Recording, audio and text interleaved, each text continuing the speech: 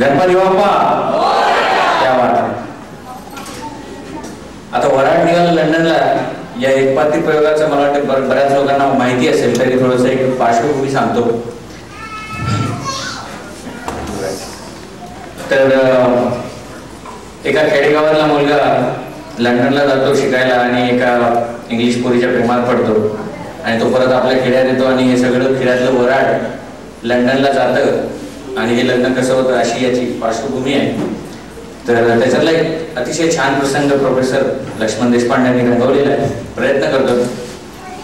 आता हा मुलीचा बाप म्हणजे मिस्टर जॉन, ज्याला आमच्या खेडेगावामध्ये जानराव म्हणतात, ते येणार आहे लग्नाच्या बोलीचालीसाठी. आता लग्नाच्या बोलीसाठी येणार आहे त्याच्यामुळे गावामध्ये अशी एकदम हडबड उडाली. मोठे माणसं, लेकरं, बाया सगळे लोक गडबडीत आहेत की तयारी करायची लग्नाची बोलाचालीची. तर हे जे काशीनाथ त्याचा जो मुलगा आहे त्याचे वडील बाप्पा हे सगळे त्यांची तयारी चालू आहे. ते म्हणतात बाबून्या इकडे लवकर, हे ऐकून घे नीट. तू एक काम कर, काशीनाथच्या लग्नाच्या बोलाचालासाठी मंडळ जानराव येणार आहे, त्याच्यामुळे तू आता असं काम कर, इकडून शास्त्रीबाकडे, शास्त्रीबाकडून बाळासाहेबकडे जा, बाळासाहेबकडून काकासाहेबकडे जा, काकासाहेबकडून मामासाहेबकडे जा, तिथून व्यंकटरावला सांग, शरणरावला सांग, तिकडून चावडीवर जा. ऐकून घे नीट धांद्र, चावडीवर जा. त्यांना म्हणावं काशीनाथच्या लग्नाच्या बोलासाठी मंडळी येणार आहे, लवकर या, ताबडतोब निघून या. बायकांनो आवरा आवरा आवरा.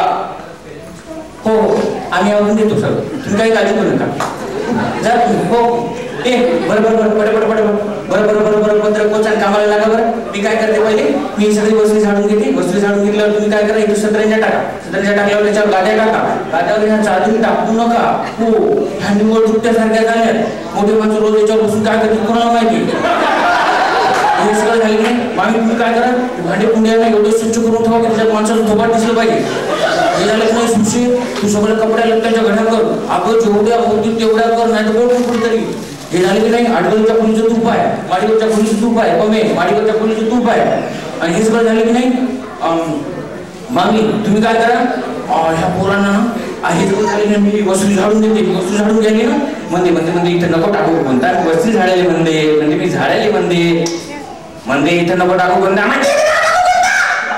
नाही काय झालं, मी चांगली वस्ती झाडायला इथं घुमता टाकायला गेली. कोणी पाहुणे रावणे आले की साधवते कमवायला तर फणी आलोच. तिला कोण पाहिलं मी तो डुचकीला नाही काय अशा मारीला भड्यानं बड बड बड. आणि रमेश भाऊजी एक मेलं फुटक इकडे या, धांडरड इकडे या. ते भिताडावर मारुतीचा फोटो, ते भिताडावरचा मारुतीचा फोटो, ते किडा कुठा पाहता. मी सांगायले गांधी, तुम्ही पाहायले मारुती. ते भिताडावरचा मारुतीचा फोटो, त्याच्या तंगड्या गेल्या वर, मुंडके गेले खाली. ते बाबा आला का म्हणून मारुती शीर्षासन करायला का काय म्हणत.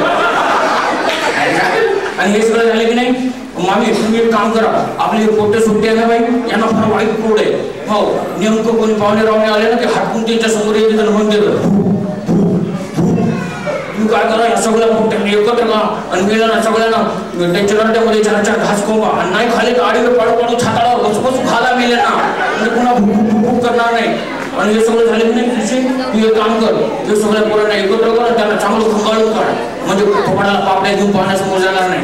आणि हे सगळं झालं की नाही, हे बरोबर फार वचवच करते नाक थोडा यायला, जसं काय हिच्याच खांद्यावर घेऊन पडले सगळं.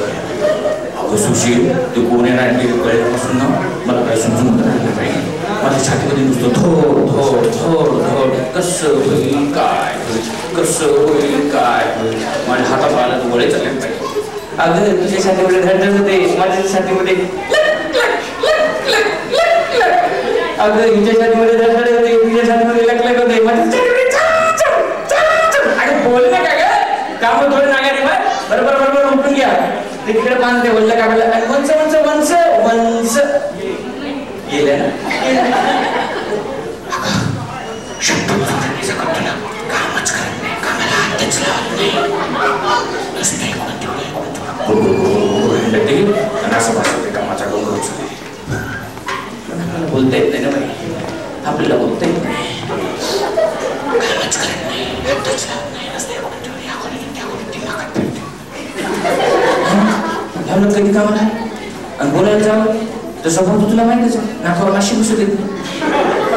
बोललं की अगं काय हिचे काय विरीन नाही का काय मग आता परवाच्या दिवशीच गोष्ट सांग मी हे वट्ट्यावर बसलो होतो चार गप्पा करत मी यांना म्हणलं अहो वंशला तुम्ही थोडं समजावून सांगा एकत्र घर एकत्र कुटुंब म्हटल्यावर प्रत्येकाने थोडं काम केलंच पाहिजे असं कसं एकट्या माणसाने बरोबर म्हणायचं शेवटी त्याला मर्यादा आहेत की नाही म्हणून आपलं माणूस म्हणून मी यांना सांगायला गेले की त्यांना तुम्ही समजावून सांगा एखादं भांडं वशात पडलं की बसून ठेवा एखादा बोळा पडला त्याची घडी करून ठेवा एखादी काय उचलून ठेवा म्हणून आपलं माणूस म्हणून मी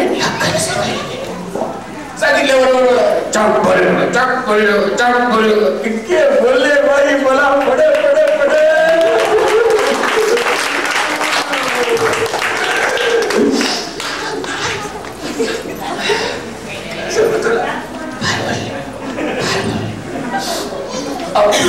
आपलं माणूस म्हणून गेला हक्काने सांगायला तर आपलं मला सोडून असं काय करा आपलं नशीबच फुटकं जिथं हात घालत तर भोका निघाला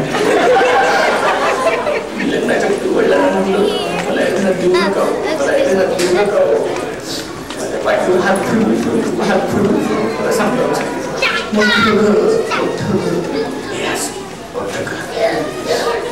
आता परवाच्या दिवशीच गोष्ट तू आपली म्हणून तुला सांगते ना मार्शिक पाहू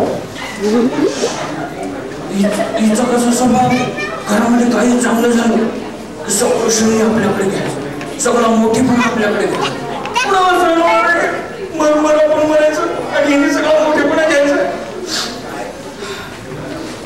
आता परवाच्या दिवशी घरामध्ये सत्यनारायण झालं सत्यनारायण ग अगं झाला का नाही झाला आता वाईट तरी म्हण नाही तर नाही तरी म्हण रात्री माझ्या सगळी उभी काय राहते भांडी काय माझ्याकडे झाला का नाही झाला असं आता परवाच्या दिवशी घरामध्ये सत्यनारायण झाला सगळं थोडं गावात सांगायचं माझ्यामुळं सत्यनारायण झाला माझ्यामुळं सत्यनारायण झाला माझ्यामुळं सत्यनारायण झाला हिच्यामुळं सत्यनारायण बरोबर रजाडून खाली आला काही चांगलं झालं की माझ्यामुळं चांगलं झालं की माझ्यामुळं झालं अगं काय हिचे काय विरीत नाही का काय आता यंदाच्या वर्षी प्रमोद भाऊजी पहिल्या नंबरात पास झाले प्रमोद भाऊजी पहिल्या नंबरात पास झाले सगळीकडे बोललं चुकली सांगायला गावात दाराच्या काळ्या बाजू सांगायला माझ्यामुळे प्रमोद भाऊजी पहिल्या नंबरात पास माझ्यामुळे प्रमोद भाऊजी पहिल्या नंबरात पास माझ्यामुळे प्रमोद भाऊजी पहिल्या नंबरात पास हिच्यामुळे प्रमोद भाऊजी पहिल्या नंबरात पास धोनी यंदाच्या वर्षी पाऊस भरपूर आला शेतामध्ये हरभरा टाला रूमवर आला सगळीकडे गावात सांगा सुरू माझ्यामुळे हरभरा टाला रूमवर माझ्यामुळे हरभरा टाला रूमवर माझ्यामुळे हरभरा टाला रूमवर हिच्यामुळं हरभरा टाला रूमवर हरभरी सुरू माणसाला लेकरू झालं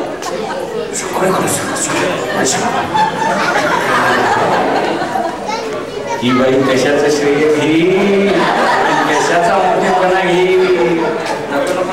नको परमेश्वरा खऱ्याचं खोट्याचं खरं करायचं असेल तर हिच्या पोटी जन्म द्यावा खोटं नाही सांगतो तू सांगता कोणाला मोठ्या घरची येतो मोठ्या घरची नंद आहे पुन्हा आता परत आली पुढे ती कशाची येते उगच तुम्हाला भाषण तुम्हाला उगच भाषण आता आली पुढे चालू दिसते काय तुला मला कुठे वंश हा या ते तटके लोड आहेत ना तटके लोड हा त्याच्यातला कापूस बाहेर आला तो बसल्या तरी कोमन आहे तो बाहेर